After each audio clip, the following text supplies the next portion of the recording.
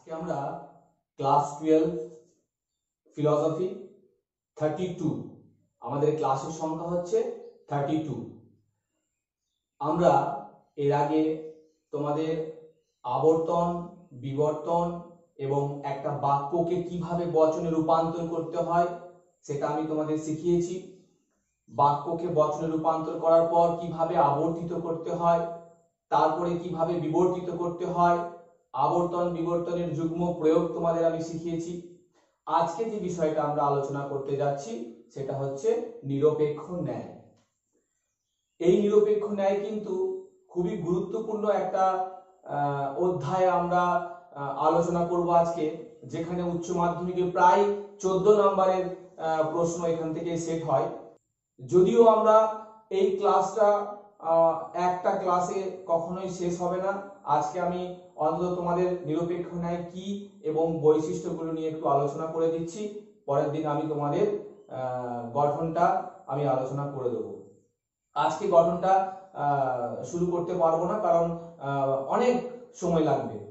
দেখো, প্রথমেই বলি, আমরা জানি যে আমরা যুক্তিকে দুটো ভাগে ভাগ করেছি, একটা হচ্ছে অবরোহ যুক্তি আর একটা হচ্ছে আরোহ যুক্তি। অর্থাৎ যুক্তি দুই প্রকার, কি কি? একটা হচ্ছে অবরোহ যুক্তি আর একটা হচ্ছে আরোহ যুক্তি। ঠিক বলেছো। এরপর দেখো, এই অবরোহ যুক্তিকে দুই ভাগে ভাগ করা হয়, কি কি? একটা হচ্ছে মাধ্যম অনুমান আর একটা হচ্ছে অমাধ্যম অনুমান। দেখো, আমরা পেয়েছিলাম এখানে একটা হচ্ছে মাধ্যম অনুমান, একটা হচ্ছে মাধ্যম অনুমান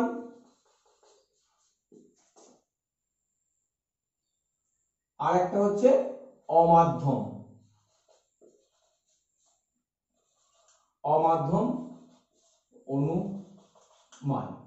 এই মাধ্যম অনুমানকে বা মাধ্যম যুক্তিকে, দেখো, অমাধ্যম অনুমান বিষয়ে কিন্তু আমরা আগের ক্লাসে আলোচনা করে দিয়েছি যে অমাধ্যম অনুমানকে যেখানে আবর্তন, বিবর্তন এবং সমবিবর্তন ভাগে ভাগ করা হয়। এই অমাধ্যম অনুমান কিন্তু আমাদের আলোচনা অলরেডি আমাদের হয়ে গেছে। আজকে যেটা আমরা আলোচনা করব সেটা হচ্ছে মাধ্যম অনুমান। মাধ্যম অনুমানকে দুই ভাগে ভাগ করা হয়, একটা হচ্ছে নিরপেক্ষ ন্যায় আর একটা হচ্ছে সাপেক্ষ ন্যায়। লেখো, নিরপেক্ষ ন্যায়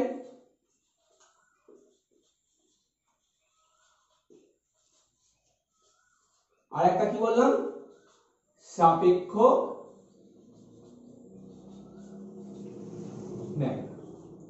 দেখো, আজকে আমাদের আলোচ্য বিষয়টাই ছিল যে নিরপেক্ষ ন্যায় কি। তাহলে নিরপেক্ষ ন্যায় কোথা থেকে আমরা নিরপেক্ষ ন্যায়কে পেলাম?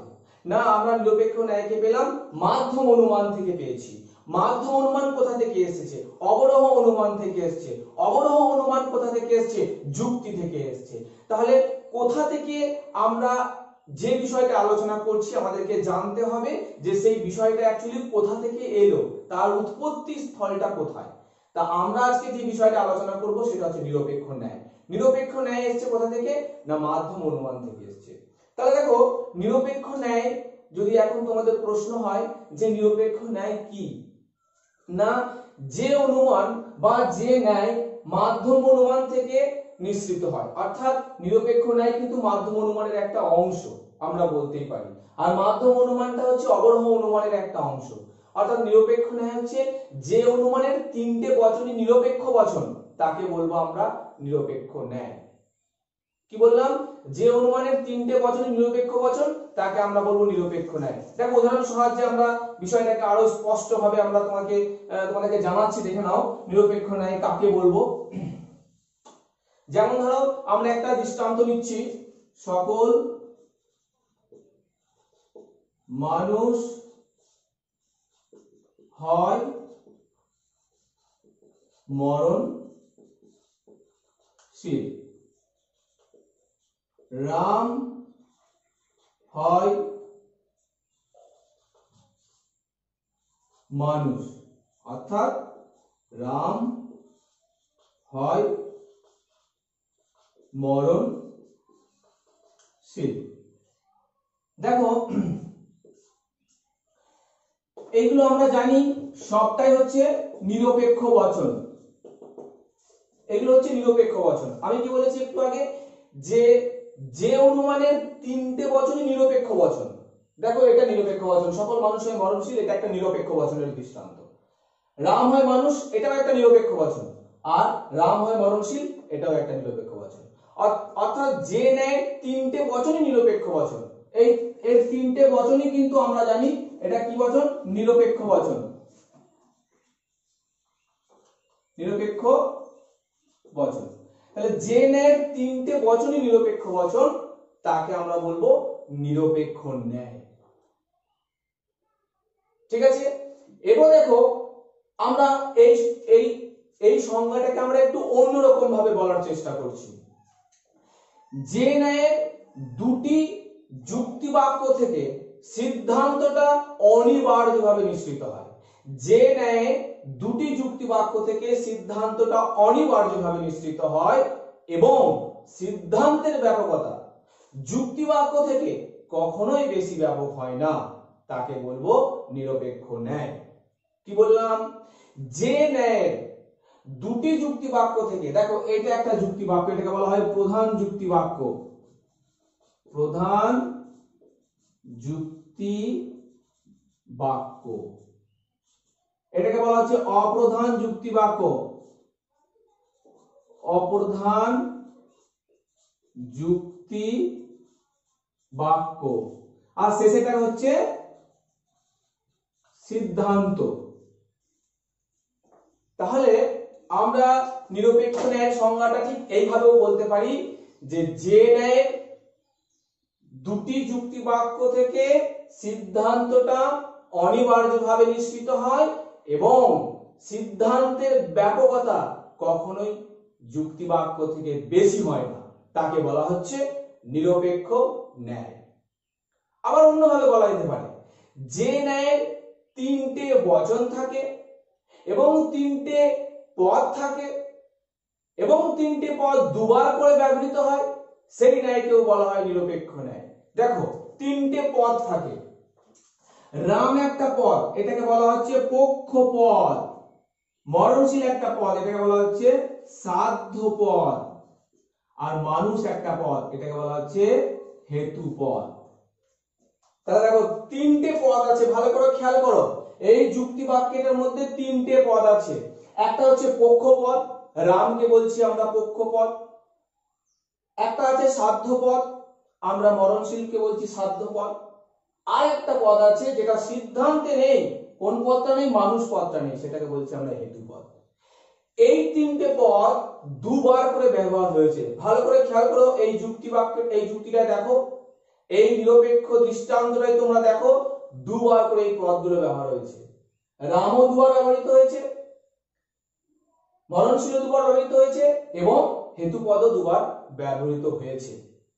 তাহলে এইভাবেও আমরা বলতে পারি যে ন্যায় তিনটে পদ থাকে, পক্ষপদ, হেতুপদ এবং সাধ্যপদ, ওই তিনটে পদ দুবার করে ব্যবহৃত হয়, সেই ন্যায়কেও আমরা নিরপেক্ষ ন্যায় বলবো। এরপরে দেখো এখানে ছোট ছোট শব্দগুলোর অর্থ তোমরা একটু জেনে নাও। প্রথমে বলেছি আমরা যুক্তি বাক্য, প্রধান যুক্তি বাক্য এবং অপ্রধান যুক্তি বাক্য। একটা নিরপেক্ষ ন্যায় গঠিত হয় দুটো যুক্তি বাক্যের দ্বারা, একটা হচ্ছে প্রধান যুক্তি বাক্য আর একটা হচ্ছে অপ্রধান যুক্তি বাক্য। একটা ন্যায়ের প্রথমে যে লাইনটা থাকবে, এই প্রথমের যে লাইনটা থাকবে, এটাকে বলা হচ্ছে প্রধান যুক্তি বাক্য। তাহলে যে ন্যায় প্রথমে যে যুক্তি বাক্যটা আমরা পাবো সেটা হচ্ছে প্রধান যুক্তি বাক্য বা প্রধান হেতু বাক্য বা প্রধান আশ্রয় বাক্য। দ্বিতীয় যে যুক্তি বাক্যটা পাবো সেটাকে বলবো আমরা অপ্রধান যুক্তি বাক্য। এটা ভালো করে তোমরা জেনে নাও যে একটা নিরপেক্ষ ন্যায়ের প্রথম লাইনটাকে বলা হয় প্রধান যুক্তি বাক্য, দ্বিতীয় লাইনটাকে বলা হয় অপ্রধান যুক্তি বাক্য বা হেতু বাক্য বা আশ্রয় বাক্য, আর শেষে যে লাইনটা পড়ে থাকে সেটাকে আমরা বলি সিদ্ধান্ত বাক্য। অর্থাৎ প্রধান যুক্তি বাক্য এবং অপ্রধান যুক্তি বাক্য থেকেই কিন্তু সিদ্ধান্তটা অনিবার্যভাবে নিশ্চিত হয়, সেই ন্যায়টাই হচ্ছে নিরপেক্ষ ন্যায়। এখানে আমরা তিনটে পদের কথা বলেছি। কি কি পদ? একটা বলেছি পক্ষপদ। পক্ষপদ কাকে বলা হয় না, পক্ষপদ হচ্ছে সিদ্ধান্তের উদ্দেশ্য পদকে বলা হয় পক্ষপদ। এইটা জেনে রাখো তোমরা। যদি বলা হয় পক্ষপদ কাকে বলে, তোমরা বলবে সিদ্ধান্তের উদ্দেশ্য পদকে বলা হয় পক্ষপদ। তাহলে পক্ষপদকে না, সিদ্ধান্তের উদ্দেশ্য স্থানে যে পদটা থাকবে বসে সেই পদটাই হচ্ছে কি পদ, পক্ষপদ। তোমরা দেখে নাও সিদ্ধান্তের উদ্দেশ্য স্থানে কোন পদটা রয়েছে, রাম, তাহলে রাম হচ্ছে এখানে পক্ষপদ। 2 নম্বর হচ্ছে সাধ্যপদ কি, সিদ্ধান্তের বিধেয় স্থানে। অর্থাৎ আমরা জানি এটাকে উদ্দেশ্য বলা হয়, এটাকে বিধেয় পদ বলা হয়, কিন্তু এখানে নিরপেক্ষ ন্যায় এটাকে কিন্তু আমরা পক্ষপদ বলবো। সিদ্ধান্তের উদ্দেশ্য স্থানের পদটাকে আমরা বলবো পক্ষপদ, আর সিদ্ধান্তের বিধেয় স্থানের পদটাকে বলবো আমরা সাধ্যপদ। তাহলে এই প্রশ্ন হয় যে সাধ্যপদ কি, না বলবে সিদ্ধান্তের বিধেয় স্থানে যে পদটা থাকে সেই পদটাকে বলবো আমরা কি পদ, না সাধ্যপদ। হেতুপদ কাকে বলবো আমরা, হেতুপদ মানে মিডল টার্ম যেটাকে বলছি আমরা। হেতুপদটা কি, না যে পদটা সিদ্ধান্তে থাকে না, যে পদটা সিদ্ধান্তে থাকে না। দেখো কোন পদটা সিদ্ধান্তে নেই, দেখো এখানে মানুষ পদটা কিন্তু সিদ্ধান্তে নেই, অর্থাৎ সেই পদটাকে আমরা বলবো কি পদ, না হেতুপদ। যে পদটা সিদ্ধান্তে থাকে না সেই পদটাই হচ্ছে এখানে হেতুপদ। তাহলে এটাই হচ্ছে নিরপেক্ষ ন্যায়। তাহলে যদি প্রশ্ন হয় যে নিরপেক্ষ ন্যায় কি, না তোমরা বলবে যে নিরপেক্ষ ন্যায় হচ্ছে যে ন্যায় 3টে বচনই নিরপেক্ষ বচন তাকে নিরপেক্ষ ন্যায় বলা হয়, বা যে ন্যায় 3টে পদ থাকে, 3টে পদ দুবার করে ব্যবহার হয় সেই ন্যায়টাকে বলবো আমরা নিরপেক্ষ ন্যায়, বা যে ন্যায় 2টি যুক্তি বাক্য থাকে এবং একটি সিদ্ধান্ত থাকে তাকেও আমরা বলবো নিরপেক্ষ ন্যায়, বা আমরা বলবো যে ন্যায় আশ্রয় বাক্য বা হেতু বাক্য থেকে সিদ্ধান্তটা অনিবার্যভাবে নিশ্চিত হয় তাকেও আমরা বলবো নিরপেক্ষ ন্যায়। এটা হচ্ছে নিরপেক্ষ ন্যায়। এরপরে নিরপেক্ষ ন্যায়ের বৈশিষ্ট্যগুলো কি কি, দেখো বৈশিষ্ট্য এগুলো একটু ভালো করে তোমাদের জেনে নিতে হবে যে বৈশিষ্ট্যগুলো কি কি, নিরপেক্ষ ন্যায়ের বৈশিষ্ট্য। দেখো 1 নম্বর বৈশিষ্ট্য আমি প্রথমেই তোমাদের বলেছি যে 1 নম্বর বৈশিষ্ট্য হচ্ছে যে নিরপেক্ষ ন্যায়ের 3টে বচন থাকবে এবং 3টে বচনই হবে নিরপেক্ষ বচন। 1 নম্বর বৈশিষ্ট্য। দেখো সকল মানুষের মরণশীল, এটা একটা নিরপেক্ষ বচন আমরা জানি। রাম হয় মানুষ, এটাও একটা নিরপেক্ষ বচন, এটাও আমরা জানি। আর রাম হয় মরণশীল, এটাও একটা নিরপেক্ষ বচন, এটা আমরা জানি। তাহলে যে ন্যায় 3টে বচন নিরপেক্ষ বচন হবে সেটাই হচ্ছে নিরপেক্ষ ন্যায়, এটা একটা বৈশিষ্ট্য। 2 নম্বর বৈশিষ্ট্য বলবে যে নিরপেক্ষ ন্যায়ের 3টে পদ থাকে, সেই পদগুলো কি কি, পক্ষপদ, হেতুপদ এবং সাধ্যপদ, এটা একটা বৈশিষ্ট্য বলবে। 3 নম্বর বৈশিষ্ট্য কি বলবে, যে নিরপেক্ষ ন্যায়ের সিদ্ধান্ত আশ্রয় বাক্য থেকে কখনোই বেশি ব্যাপক হয় না। 3 নম্বরে কি বললাম, যে নিরপেক্ষ ন্যায়ের সিদ্ধান্তটি আশ্রয় বাক্য থেকে কখনোই বেশি ব্যাপক বা অধিক ব্যাপকতর হয় না। 4 নম্বর বলবে নিরপেক্ষ ন্যায় 2টি যুক্তি বাক্য অর্থাৎ একটি প্রধান আর একটি অপ্রধান যুক্তি বাক্য থেকে নিঃসৃত হয় সিদ্ধান্তটা অনিবার্যভাবে, এটা একটা তোমরা বৈশিষ্ট্য বলতে পারো। ঠিক আছে, নিরপেক্ষ ন্যায়ের ক্ষেত্রে আমরা দেখতে পাচ্ছি, দেখো যেখানে 3টে পদ রয়েছে সেই 3টে পদ কি কি, পক্ষপদ, হেতুপদ এবং সাধ্যপদ, এই 3টে পদ থাকে, অর্থাৎ একটি নিরপেক্ষ ন্যায়ের এই 3টে পদ থাকে, এটাও একটা তোমরা বৈশিষ্ট্য বলতে পারো। ঠিক আছে, তাহলে দেখো আজকে আমরা যে বিষয়টা নিয়ে আলোচনা করলাম সেটা হচ্ছে নিরপেক্ষ ন্যায়টা কি।